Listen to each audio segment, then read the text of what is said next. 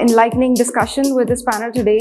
I'm very happy to be a part of this panel because it's not just a topic that we talk about daily, it's something which is very close to us, right, in our organizations as well as professionals. And this panel that we have today, I can assure you, because I had a little bit of briefing session with them, they are absolutely amazing in terms of the kind of insights that they have on this particular topic, which is on, how is it that we can break the whole stigma and taboo around employee experience, employee well-being, health, and making sure that we are able to create safe spaces for our employees and our workforce when it comes to their mental well-being, making sure that it's an ecosystem that fosters the right kind of environment for people to kind of speak up where they have challenges when it comes to physical, mental, as well as any personal challenges. And with that, I'll be more than happy to kind of start off with Latha. So, first thing, Latha, we'd love to hear from you is, with this whole stigma around mental well-being, how is it that you tackle some of the challenges that come up with these kind of conversations at work? Sure. Thank you so much for the question, and thank you so much for having me here. It's a pleasure. I represent Zaggle. Zaggle, we are a SaaS fintech company extending solutions around spends management and also employee benefits. So this is a topic close to us because we just expanded our product portfolio to offer holistic well-being solutions to our corporate customers. So pleasure to be talking on this topic. We'll talk about the challenges. Typically, in organizations, there is a deep-rooted stigma around mental health and conversations related to mental health, right? That's because this is led by fear of repercussions on career or fear of being judged, right? The other challenge also typically we have is managers are not really exactly trained on how to handle these conversations, right? How to have conversations around mental health. Employees don't feel safe or comfortable to go and seek help because they have issues with or they have concerns over confidentiality. That's another challenge that we face. And overall, I think, workplace culture emphasizes a lot on productivity and not really on, employee well-being. That's really not as important as productivity. I would not say not important at all, because happy employees lead to better retention, better productivity, and it's important for organizations to focus on well-being, but it doesn't have as much focus as we have on productivity, and it's natural that way, right? And you asked what are the solutions around this? Yeah, how do you typically handle the day-to-day challenges that come with this particular stigma?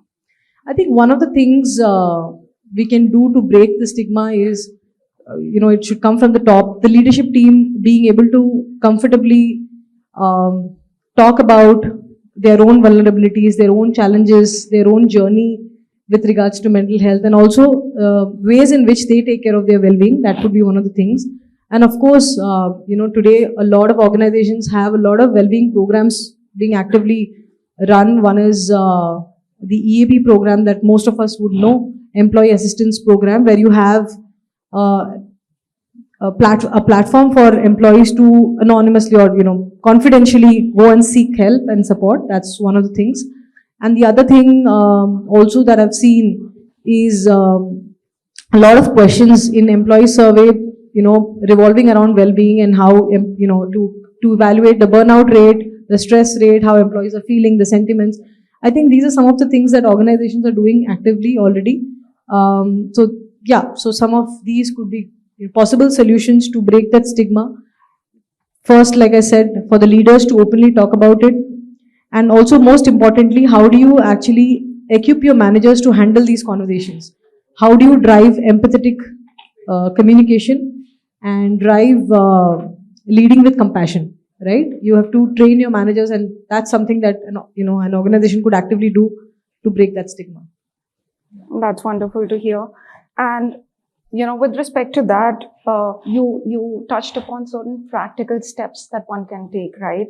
So, Neeharika, I would love to hear from you as well. What are some of the practical steps that you would take from your organization standpoint to be able to foster an environment of more receptiveness and inclusivity when it comes to mental health and overall employee well-being. Thank you, Sherry. And hi, everyone. Great to be here. I'll also just quickly introduce myself, so my answer will have some context to it. So I work with a startup called WisdomCircle, and we focus on connecting organizations to post-career professionals, which basically means approximately people who would be above the age of 50 and who have at least 25, 30, 35 years of experience. Who have stepped away from their full-time profession, but of course can still meaningfully contribute and productively contribute to organizations. So we connect all kinds of organizations to these individuals, somewhat of a forgotten talent pool, if I can say so. So to answer your question, Sherry, and again, what I'm saying might be more relevant to the older professionals and experienced professionals, but some practical steps would be to first acknowledge. I think of course, any workplace is made up of different generations. I think it's to acknowledge like what well-being means to different generations also, apart from other cuts and slices of individuals that we usually discuss.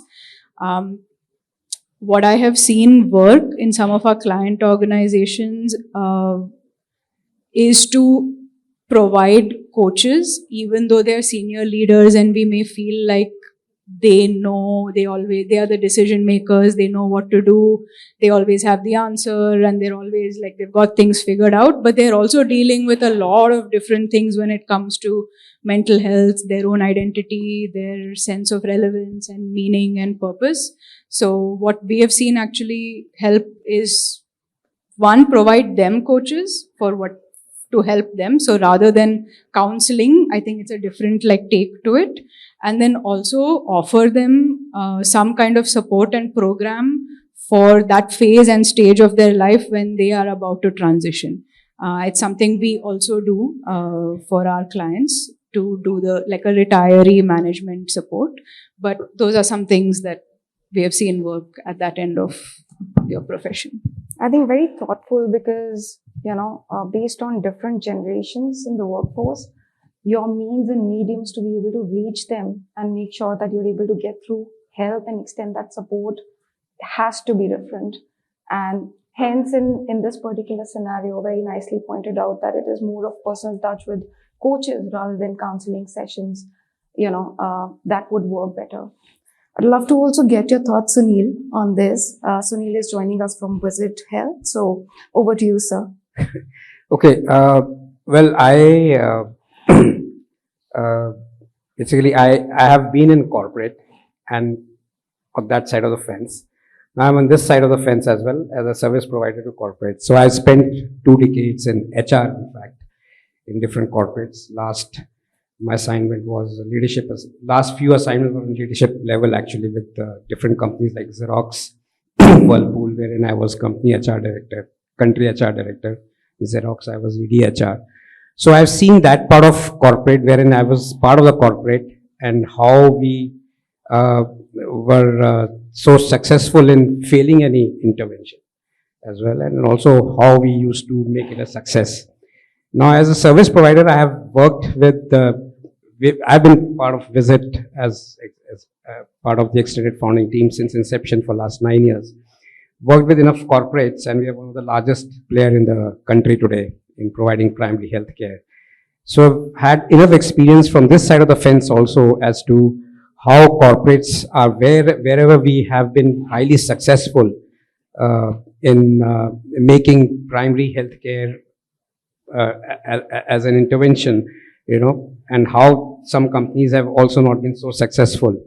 So my insights have been, for every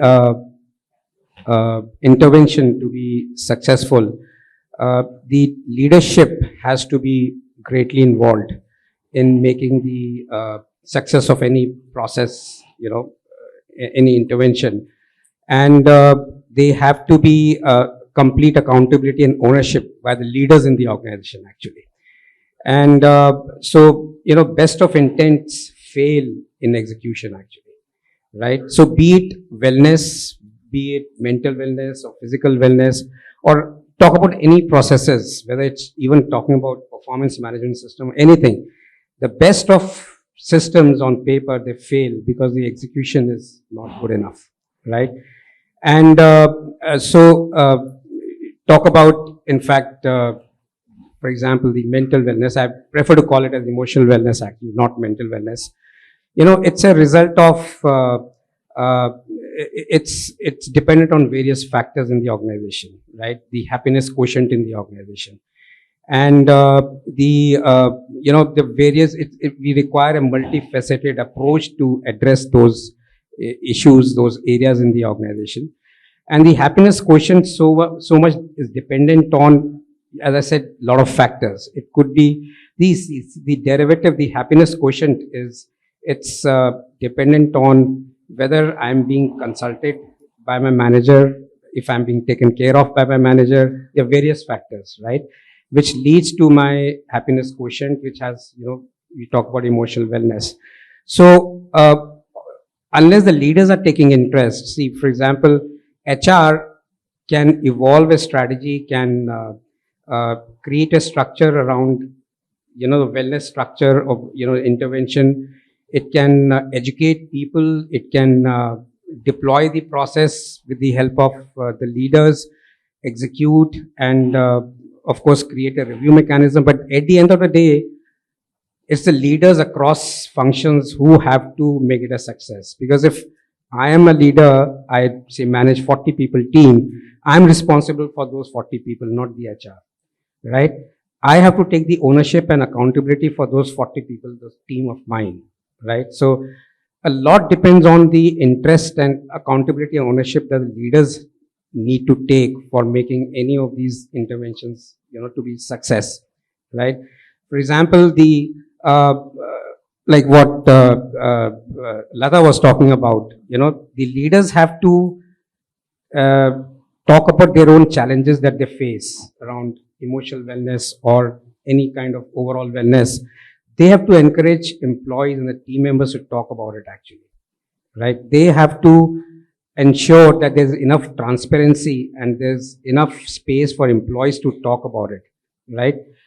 Leaders have to keep a check on it. They need to have one-on-ones on a regular basis. And I've seen some of my clients doing it, right? On a monthly basis, they're doing one-on-ones. They go beyond transactions, business transactions. They also talk about their well-being, right? What's their comfort level in dealing with various situations in the organization. These are the softer aspects which need to be taken care of, right? So, and they have to, for example, to make it a success, I've seen my clients wherein the interventions have been, around wellness have been hugely successful. The CEOs talk about it. They talk about during town halls, they talk about in the newsletter, internal newsletters, and, the various fora which are available for talking about these, so that there's enough awareness about it within the organization, right? And then, of course, there are processes to deal with, which are deployed in the organization, right? So leaders have a major responsibility around the whole thing. I don't know about a client wherein the CEO decided, along with, of course, the rest of the leaders, that the employees will not be eligible for annual appraisals unless they complete their annual health checks, right? So that's the kind of seriousness. Suddenly we saw that all the employees were reaching out to us for doing their health checks, right? And it does lead to a logical conclusion. The health checks were done. We also are great in analytics. We could provide, the complete health report to the organization, and then there were interventions which were customized accordingly as per the gray areas that were, which came out as conclusions. So it does help, right? So a lot depends on the leaders around the whole success of the well-being of the employees, actually. Thank you so much, Sunil. And I can't tell you, a lot of examples that you shared are completely relatable. So in Deloitte, we have a Chief Happiness Officer. That position has been set aside to make sure that they are dedicated towards finding the right kind of initiatives, driving it to make sure that it is a stress-free environment, the right kind of emotional well-being and healthcare checks are being done, and that's being promoted and propagated more and more.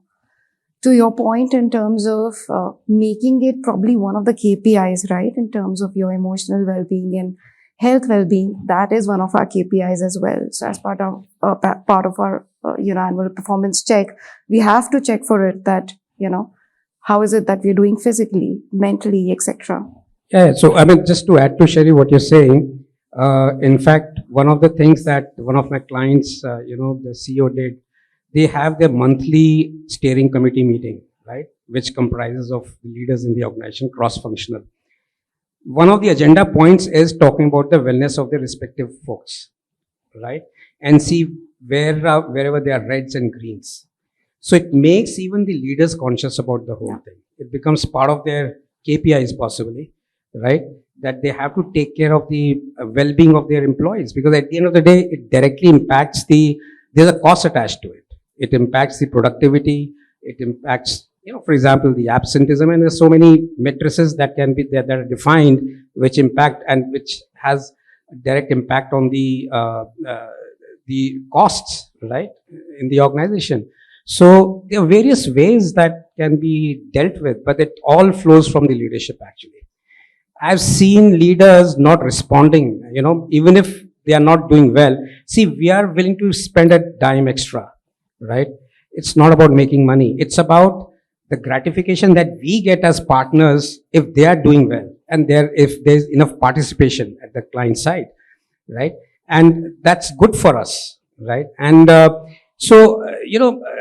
but I've seen even the CEOs not responding, right? Leaders not responding. वो भगवान भरोसे चलता है, right? We are not happy about it, although we are being paid for it, but we are not happy about it, right? So it's good to see senior folks getting totally involved. Yeah, absolutely. And I think leading by example is in this scenario as well, where if you want employees to be that that carefree in a work environment and bring their whole selves to work, the same is applicable for leaders. They also need to make sure that they are able to open up, to their teams as well, because it's equally, possible for them to be going through certain challenges which they are just keeping to themselves. I recently saw one of the articles around, the Accenture CEO struggling with some personal healthcare issues, and she was, very prompt to be able to share it with her board as well as the larger organization, just to make sure that it's not just one way, it is a two-way street. So they are also able to kind of pass on that these are the challenges that are there up there at the leadership level as well. But wonderful insights, Sunil. Anything that you'd like to add, Anupa, to that? Yeah, so I think, especially when we launch any health and wellness program, right, it has to be a very structured approach. It can't just be an ad hoc, requirement that or like a tick in the box that I just want to do something on, wellness for my employees. So I think the first step is articulating what is, the vision, what's the mission that I want to achieve, with the program. And then, of course, come on the guiding principles, right? And one of them, I think, as, he mentioned, very importantly, is the leadership support within that, right? So, for example, when you're doing your annual health check, the thing that you mentioned on the ACRs getting blocked, that's something even we follow at Aditya Birla. And I think that's something that really drives, it along, all levels, right? So that becomes very important. Then things like, giving them a sick leave, the day that they want to go for the health check. So, supporting, policies around that, that becomes, very critical. Yeah. Absolutely. Absolutely. And that is like segue to the next set of questions, because everything has to be done in a structured manner, right? So from an initiatives and policies standpoint, Anupa, what in your experience have been, some very instrumental policies and initiatives that have worked out in this particular space and have made sure that it is more of a structured approach that is being followed, and later kind of giving way to the culture change or the behavior change as well that you want to drive for an organization? Yeah. So like I said, first thing is, of course, forming that committee and it has to be a cross-functional, multi-level, kind of committee that's working on it from different departments, functions, levels, senior leaderships, say like, the actual change management experts that are there down the line, the HR folks, etc. Understanding that what is it that they are trying to do with this program and what is it that they want to achieve at the end of it. So the first thing is articulating that, what is in it for the employee, what's in it for the employer, and how and to what extent do I want to go. So again, coming back to the example of our company, when we have an internal program called Vitalize for Aditya Birla Health Insurance employees, right? So we go the total, the 9 yards in that. For example, right from helping employees knowing their risk to helping them manage it, and also in terms of rewarding them for all the healthy behaviors and incentivizing them for the outcomes that they achieve within that. Now that program also within that it's not just purely like a medical healthcare kind of a narrative, but it's also about things like hobby circles. What makes you happy, or what makes you strive for that work-life balance, right? So it kind of includes everything. So I think the first thing is understanding to what extent do you want to go. Do you want to just create that awareness, or do you want to really make a difference in the employee health and well-being? And what is it that you want to measure? Because that becomes very critical to the whole structure, of the program. Like, do I want to measure just, how many employees are participating? Is it just a utilization game, or is it just an engagement game, or is it also in terms of how am I, being able to improve productivity of employees? How am I able to reduce sick leaves that employees are taking? How am I, reducing the out-of-pocket expenditures? And ultimate holy grail being, how am I able to reduce health risk, which is why I'm, conducting or, implementing this kind of a program. So understanding what is it that I want to measure, till what extent do I want to go? Because that determines the whole program structure. How am I collecting baseline level data? How am I measuring and tracking that from time to time? And how am I finally measuring the end outcomes? The third thing I think is from a point of view of what all do I want to include in the program. Until I remember 20, 25 years back when I would have started, in the preventive healthcare space, we would just talk about physical health, right? Which is just your biometrics or your health checkup numbers, knowing your numbers, right? But today it's much beyond that. Like, we are, so openly talking about mental well-being, women's health. We talk about fitness.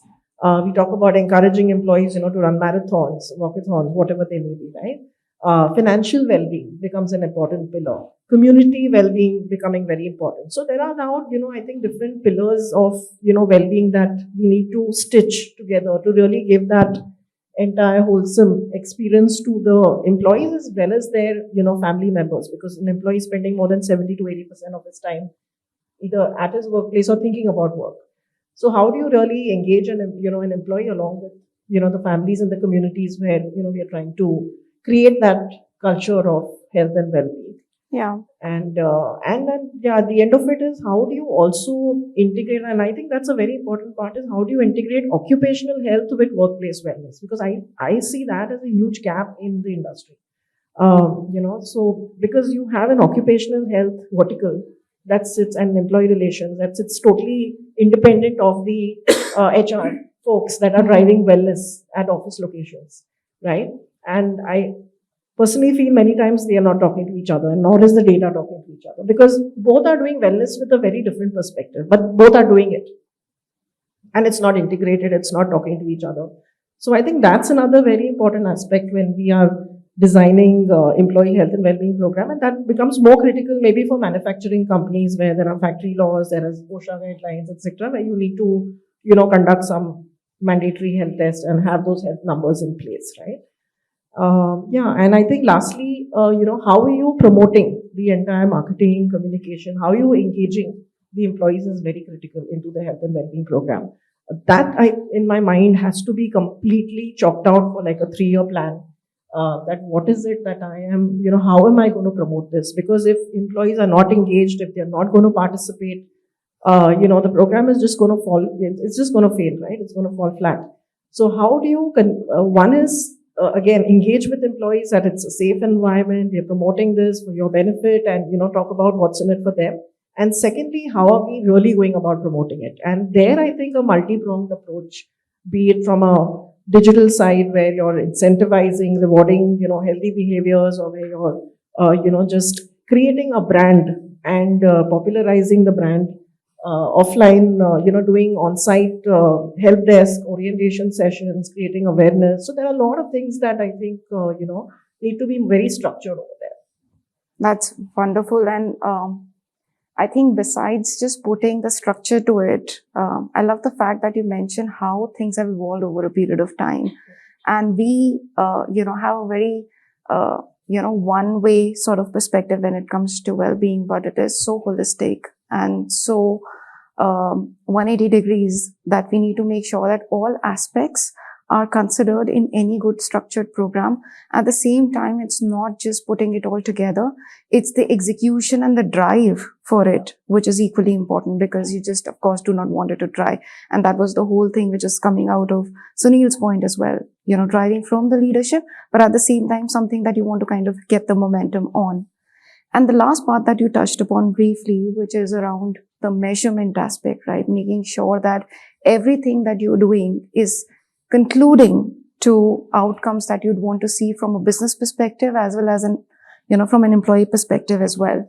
So would love to hear, thoughts from all of you from a measurement standpoint. How is it that all of these initiatives can lead up to some measurable outcomes? What are some of the actions or ways that you've made sure that this can be measured?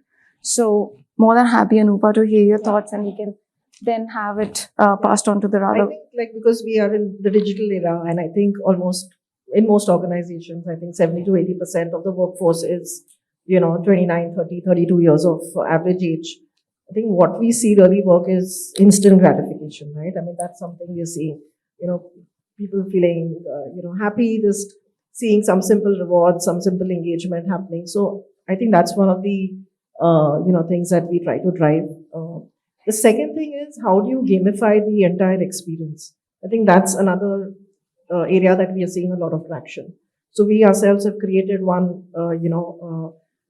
a journey where employees or customers can actually, play like a game board, and basis certain milestones. It's like a Sam CD, that we did when we were young, or some of us still do. And, you keep achieving certain milestones, and moment, like say I do like 10,000 steps a day or 5,000 steps a day, there are some, rewards that get released. So there we see a lot of the fun element, as I put it, that really works from a, engagement point of view. I think that really helps in measuring outcomes, because it makes it fun also, right? Absolutely. And at the end of it, you're also measuring constantly, right? Because especially when you're on a, digital app, you are measuring sleep, you're measuring your steps that you're taking. Today you have watches, you have rings, you're constantly being measured, right? In some way or the other, and tracked. And I think from that point of view, there is a lot of data that flows, and it's easier to, show those ROIs or VOIs, as we call it, the return on investment or the value on investment, that we would like to show the employer or the customers, that have enrolled into our programs. I think that becomes very important, and it has to be sustainable. It has to be consistent. We actually work out on a 5-year plan in terms of what we want to measure, which impact metrics we want to show in the first year, second year, third year. Yeah, sit down to that extent, that what can we show in each of the years, and what kind of data points do we need for that? Yeah, I think very relatable. And being a change management professional, I think adoption is the key word for me in my workplace, right?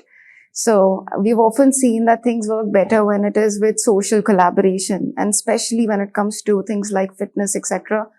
This is something that you can drive and maximize it when it comes to collaborative and social ways of doing it, right? People are keen to kind of just do it with their friends or a pool of community, etc.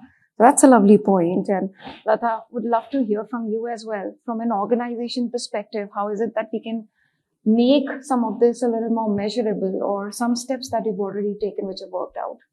Sure. So I think one of the easiest and simplest way to measure is to actually run a feedback survey. An employee well-being survey, very targeted well-being survey. If you run, you will be able to understand what are the engagement levels, what is the burnout rate, what are the stress levels, and so on and so forth. So survey always helps. It's the first and the easiest way to measure effectiveness of any program, especially a well-being program, because here people would definitely like to, let you know how they're feeling about these programs and whether it's helping them or not. And another way is to obviously look at your absenteeism, your attrition rate, and correlating the reasons to well-being. How much of your attrition or how much of absenteeism is because of well-being or the lack of it, right? That's another way.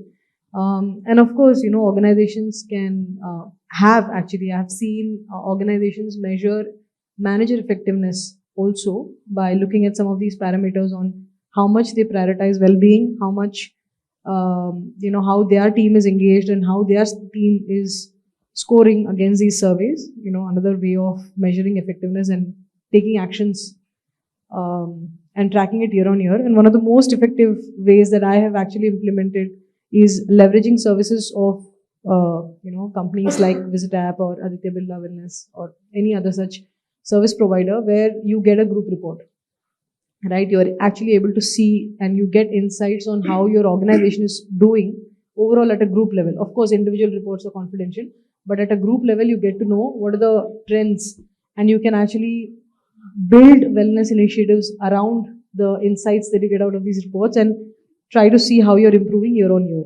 I think these are some of the ways in which you can measure effectiveness of well-being programs. That's so, I think, very holistic as well, and much emphasis on the survey to be anonymous, right? Because that's where I think people are a little more comfortable. I was recently kind of reviewing a report, and there were employees in a certain organization with concerns in terms of stress, etc., and went up to 47% when it was talked about from an anonymous set of users. So I think people just feel a little more comfortable when they're not really named. So very, very nicely put. Sunil, any thoughts on that one? See, on measuring the outcomes and the success, first is fundamental is, of course, which is foundation of any intervention, is engagement with the users, like what Anupa was talking about and Latha was also talking about, was gamification and how do you reward people, how do you incentivize them, right? So for anything and everything that you're doing from daily wellness perspective, which is more from preventive care perspective, people need to be rewarded, right? For example, in Visit, we have in-house currency called Fitcoins.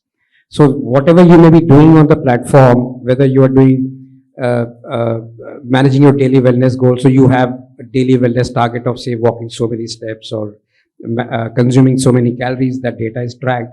And of course, if you are achieving those, you are being rewarded, right? And for anything and everything that you're doing on the platform, you're being rewarded through Fitcoins.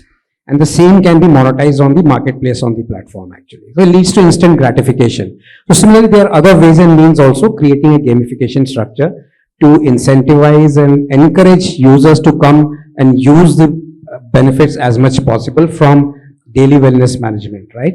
So that's the fundamental. But the thing is, after the, as an employer, if the client is spending money, so there have to be some visible outcomes, right?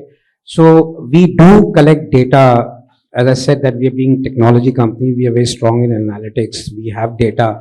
So we have from various sources the data. For example, we do annual health checks, we have data, right? We have a health risk assessment feature on our platform itself, right? And so through multiple sources, we do gather data and we get to know what are the existing vulnerabilities in the organization, right? We also arrive at mental wellness or emotional wellness quotient in the organization, present quotient, or physical wellness quotient in the organization. It's like typically when you do employee satisfaction survey, you arrive at a happiness quotient. Similarly, we can arrive at physical wellness quotient, emotional wellness quotient through various tools and sources that I was talking about through analytics. And then we can customize interventions to address those vulnerable areas, right? And then reassess, say, after 6 months, 9 months, or a year, and see how the needle has moved, right? Invariably, we have seen, again, coming back to, leadership interest and how they involve themselves taking ownership, accountability, wherever we have seen that all these are looked at seriously by the leadership through these customized interventions, basis the data, that we have seen the needle moving on a very positive side. whether it is about obesity or whether it's about a number of diabetic, the sugar levels or so on. All these analytics provide insight into the improvement in the overall health of the organization. So these are the measures, right? And besides, of course, how many are utilizing these benefits, utilization numbers. We have seen organizations wherein the monthly active user base reaches 80%, right? There are organizations which have 40% also, 30% also, right? So there are various matrices. But at the end of the day, how are we driving the behavior in the organization, right? How we are changing the health parameters, those are the outcomes, which of course takes time over a period of time, year or so on, but it's a journey, right? Nothing happens overnight. But then as long as we are very focused and we know this is the path that we are choosing, and we can definitely arrive at outcomes, the visible matrices. That's wonderful, because with today's day and age, we earlier talked about digitization and technology. This is actually the full circle use, right? Yeah, absolutely. Where you're capturing the data. You're not just capturing it to be able to kind of measure some returns for just yourself. Data is the key, which drives everything. Exactly. So identifying, okay, what's working well, what's not working well, Absolutely. what needs to be kind of revisited, reinvented, re-emphasized, and taking it a full circle to make sure that, it is yielding the kind of results it should. Absolutely. I know of a case wherein, again, coming back to gamification, driving behaviors in the organization, the director of the company, I was talking about fit coins. He wanted to buy a blood pressure measuring machine, right? But if he only collected so many fit coins, and he ensured that he collected those many fit coins to be able to purchase that BP machine, measurement machine on our platform, marketplace. That had a cascading effect on rest of his team members, right? This is part of our, Stepathon initiative, right? And we saw that largely his team had started participating and earning those fit coins. It does have a positive impact. If the leader is walking the talk, it does have a direct impact. Absolutely. And I think it brings us to rather wider subject of the culture change. So all of these initiatives and activities being driven, that is all with an intent to make sure that there is a mass culture and behavior change that is able to see in the organization. So that becomes a part of, what you are as an organization and as a professional. And would love to know the thoughts from this panel in terms of what else can we do to be able to not just make it more point in time and one initiative at a time, but something which can be more central or a culture to an organization. So happy to have any of your thoughts, Neeharika, if you would want to start. Yeah, sure.